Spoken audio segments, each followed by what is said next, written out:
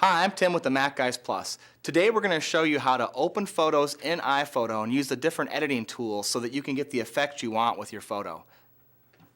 Launch iPhoto again. We're going to take a look at some of the different options for editing your pictures. The first thing we want to take a look at is how to crop them. So we're going to highlight a photo and we're going to click on Edit down here, lower right, and we can see we get a close-up of that shot with some of our basic editing tools. First thing we're going to do is pick the crop icon right here. You see you can constrain this to certain sizes, 5x7s, 8x10s if you wanted to crop this to fit into a photo frame, or if you're going to use this photo for something in your own work, you can just freestyle it. And once you've highlighted this option to crop, you can see you get some bars around the edge of your photo. You can simply grab them and size the space around your photos. In this case, we're just going to crop out some of the floor and ceiling. Once that's done, we just click Done, and the crop is done.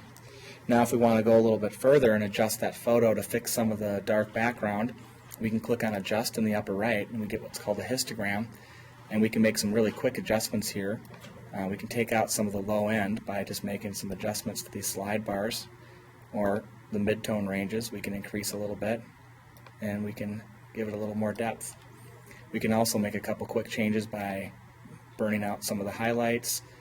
We can take some of the shadows out, and we can change the photo really quickly by using some of these options. And if you feel like you need to add a little warmth to your photo, you can even adjust it a little bit to change the lighting quality using the temperature slide bars. Another thing that we can do is use some of the filters.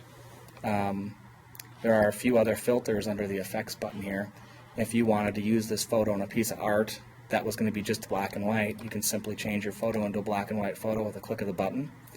Or we can turn that back off, or we can use the sepia to give it kind of an old-fashioned look depending on the artwork that you're going to apply this to. So there's a lot of different options here. You can kind of surround it with a black border, and we can adjust the number, the level of that as we go. You can really home in on it. Not close. Alright, another quick fix that we can use with iPhoto, which works great, is the red eye reduction. We don't have a picture with the guy with red eye in here, but you simply click on that and you can use the slider to, you can see how the selector gets bigger and smaller depending on how your photo is. I usually make it relatively small, and if you were to click inside somebody's eye with that crosshair, it just completely eliminates the red eye. It's a great feature. You can also straighten out your photos. It gives you a grid so you can compare it to what's in your photo, and then you can adjust back and forth what you think is straight. So if you have a crooked shot, if you're standing on a boat or something, and then you can retouch different areas using a little brush, which works out pretty well. And that's all there is to the basic editing in iPhoto.